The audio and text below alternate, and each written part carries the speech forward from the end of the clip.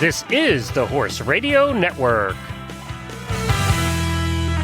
This is episode 1343 of Horse Tip Daily, your almost everyday morsel of helpful hints, useful facts, and practical techniques for horse folks. Brought to you today by Wintec Saddles.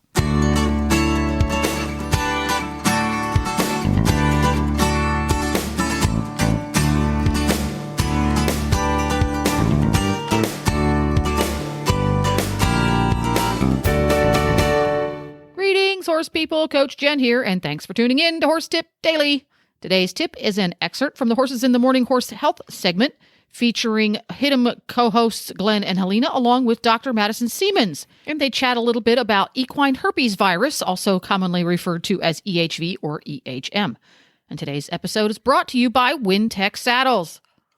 Available now from leading retailers throughout North America, the new and improved range from Wintec, the world's favorite synthetic saddle brand.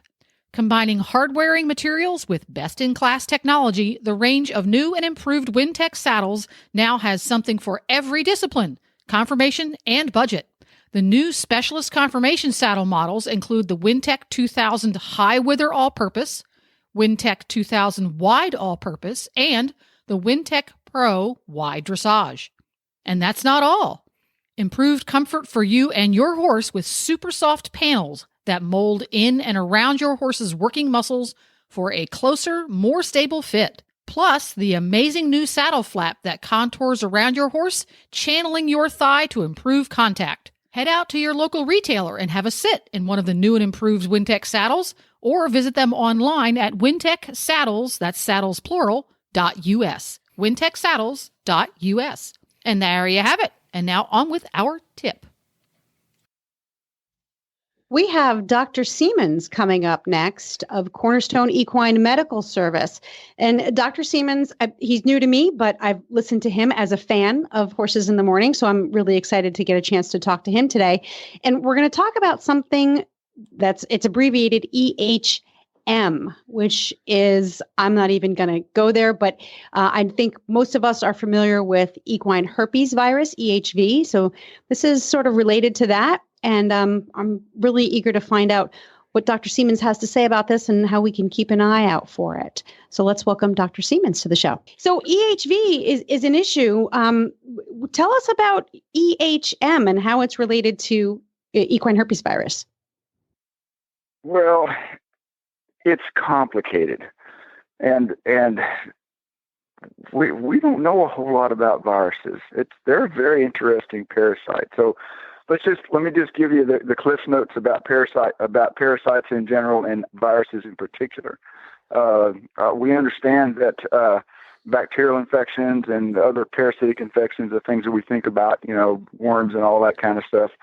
The reason it's parasitic infection is because the host doesn't benefit, so only the parasite benefits.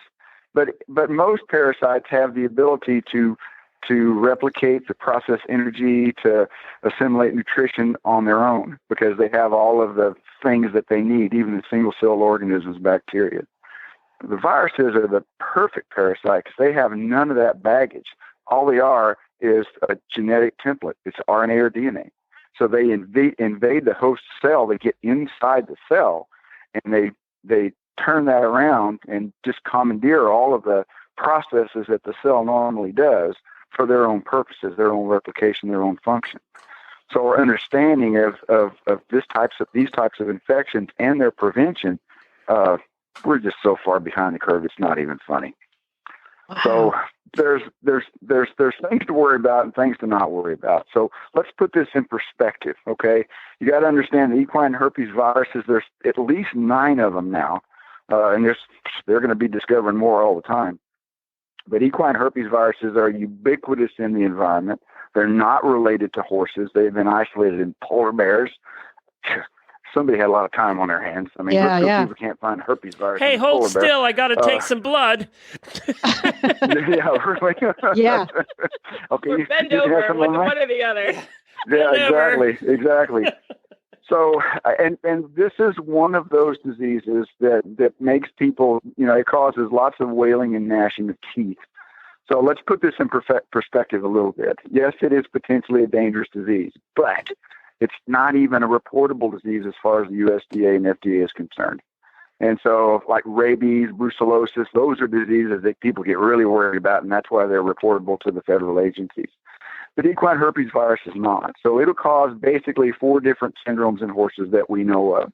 It can cause a respiratory disease. It can cause skin lesions. It can cause abortions. It can cause neonatal death in foals, and it can cause a neurologic syndrome.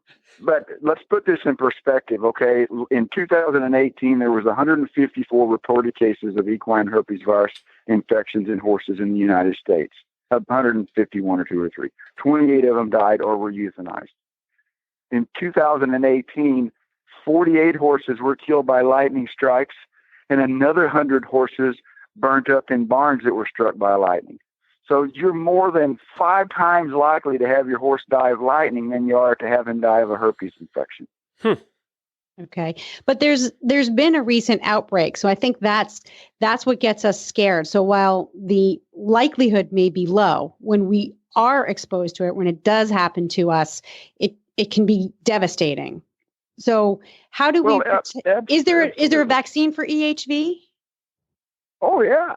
There's lots of vaccines. The question is, does it help?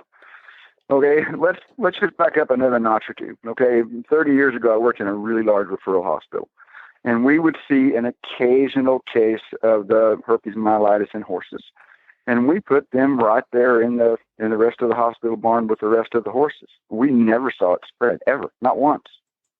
And so now we know that it's probably more contagious than it used to be. The viruses change, okay? Flu viruses changes every year. That's why it's so hard to vaccinate against the flu. So our understanding about this is limited at best. The best research was done out of one of the labs at UC Davis, but some of that information is 10 years old. So our thought here is that 80% of horses in the United States carry the herpes virus. 80% are infected. And this happens either while they're still inside the mare or during their first early few days of life. So it is ubiquitous in our horse population. So the challenge here is, okay, when is it going to start causing diseases? Well, the challenge with the herpes virus is something called latency. And so you get infected early in life, and it stays in your spinal cord. And then different stressors will actually cause that to be brought out and replicate and multiply and then cause disease. So it makes it a real challenge to try to just look at a horse and say, yeah, this horse has it, this horse doesn't. And what the stressors are and what actually stimulates that thing to start becoming diseases, it's just not well understood. So, if you've got an active case, okay, it gets spread by either direct contact, fomites, that's tack, brushes, people, veterinarians, clothes. It can be aerosolized, okay? You got to be probably within about 50 feet of an active case for your horse to be truly exposed. So in a large public boarding facility, horses within 3 or 4 stalls of an active case are potentially at risk. But again, this is something that they were probably infected early in life, and so having more virus thrown at you at any given time, it's hard to say if this is going to cause a problem or not. So the latency is the real challenge here, because it's in their body, but what brings it out, who knows? So once it's brought out and our horse is showing symptoms of it, what can we do at that point to help them or support them? Well, we just don't have a whole lot of treatment against viruses, unfortunately. There's a couple of the acyclovir type compounds that have been used. The challenge is that by the time the horse is showing the neurologic symptoms, some of these things, this is just after the fact. And one of the newer acyclovir compounds is just cost prohibitive for most people. I mean, it would cost you thousands of dollars to treat these horses. Wow. Okay, so you're the bearer of good news today, there, Dr. Seamans. Jeez. Yeah, well, no, it's one of these things that people worry about, but they probably shouldn't. And so the big one that we had out of Ogden, Utah, back in 2011, that was one of the biggest ones we've had, and we lost a few horses from that. And I'm not trying to downplay the scary nature of this particular problem, But if we knew how many diseases we're actually exposed to when we take our horses to a show or a trail ride or, to the vet clinic, I mean, that would make us want to just stay home and try to find some of that bubble wrap Kevlar that you're so fond of advertising, man. I'm still developing that. It'll be out soon. Yeah. Well, it even gets more confusing because there are many vaccines available. We understand that, however, that vaccines will not prevent the infection, again, because of this latency thing. So the best information that we have now suggests that using a modified live vaccine, and there's several out there, up to twice a year for horses at risk, the best we can expect is that once they get infected, it will decrease the amounts of virus that they shed. So it won't prevent the disease, but we may have some herd population types of effects that may prevent others from getting the disease. So bottom line is don't vaccinate your horse feeling that you're going to prevent this. Vaccinate your horse maybe when he gets, or if he gets infected, he won't spread it to other horses. So that makes it just terribly confusing. And the bottom line is don't worry about it.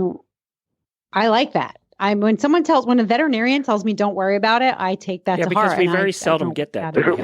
It's like, how can we test for it? So let's say, our horse gets a runny nose, big deal. We get through that. At what point do we say this is these neurological symptoms may be EHM or they may be related to EHV? Can we do a swab or something? No, there's more challenges here. And so, yes, there are tests. Okay. And there's two types of tests. There's a nasal swab that actually tests for viral particles. And then there's an antibody test from the blood. Okay. Antibody, not antibiotics. But again, the antibody test tells us that we have been exposed. It doesn't tell us that we have active disease. And so, for example, if a horse has received a vaccine in the recent 6 months, they will probably test positive for those antibodies.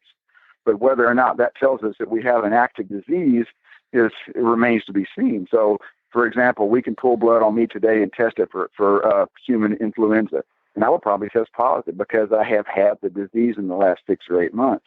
It doesn't tell us that I have active disease.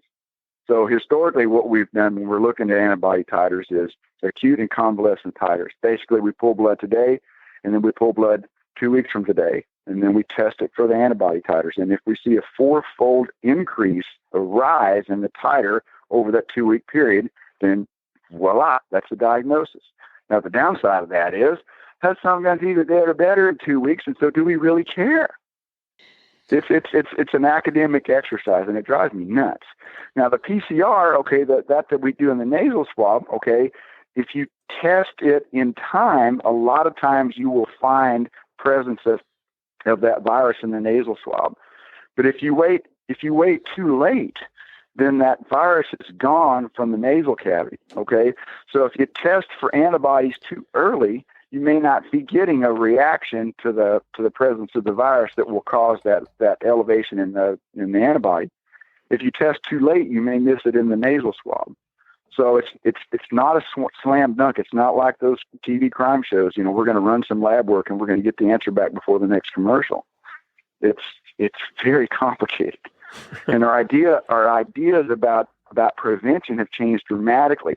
In public boarding facilities and training facilities in the 1980s and 90s, the standard of practice was flu and rhino vaccine. Well, that's the code name for equine herpes is rhino. So when they say rhino pneumonitis, okay, they're talking about one of the equine herpes viruses. So back in the 80s and 90s, the standard of practice in many public boarding facilities and training facilities was a flu rhino vaccine every 8 weeks and a pace warmer. That was the standard of practice. And so now we know, at least in some cases, in a paper published by Clara Fenger last year, showed that if we vaccinate against the herpes virus too often, we will actually cause that disease in some horses. And so we're using the modified live vaccine in some populations to try to affect some herd population management, not individual cases. So, and, stay tuned. I mean, our whole vaccine protocol changes on a fairly regular basis. We've gone from, vaccinating every 8 weeks to not vaccinating at all to now they're saying using one of the modified live products may help reduce the amount of shedding. So we had a case here in Idaho about a month ago, and it caused much wailing and gnashing of teeth. It was awful. We had one case because we probably have 500,000 horses in Idaho. We had one case. That's an outbreak. I mean, that doesn't sound like an outbreak to me. No, it sounds like an isolated incident. Yeah, exactly. It's truly, it was. It was in a public boarding facility. There were no other cases.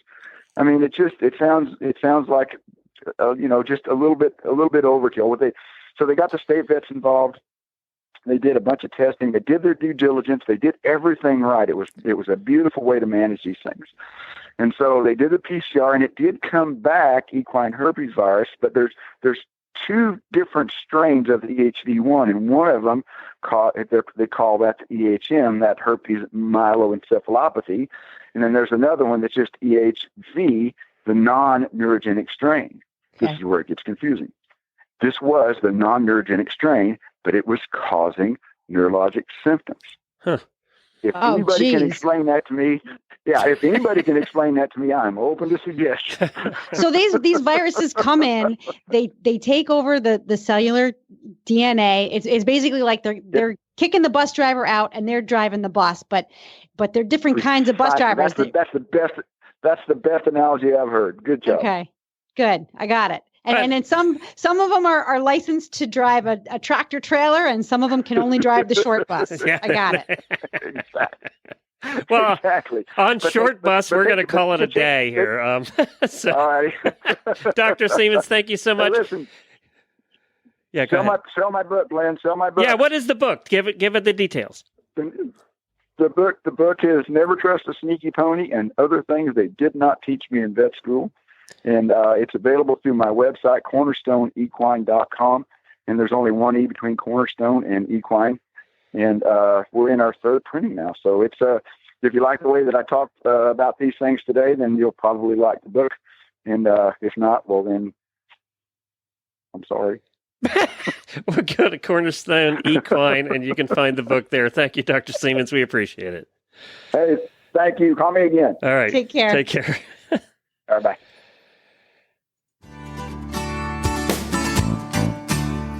Well, that about wraps it up. You can find links to today's guests at horsetipdaily.com. Make sure to have all of your favorite Horse Radio Network shows with you wherever you go by downloading the free Horse Radio Network app for your iPhone or your Android. Just go to your app store and search Horse Radio Network. It's free and easy to use.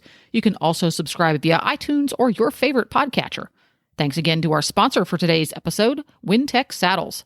This is Coach Jen, and I will be back again soon with another tip. So until then, go ride your horse. The Horse Radio Network and the Horse Radio Network hosts are not responsible for statements made by guests on the Horse Tip Daily. Please use your own judgment when listening to the tips on this show.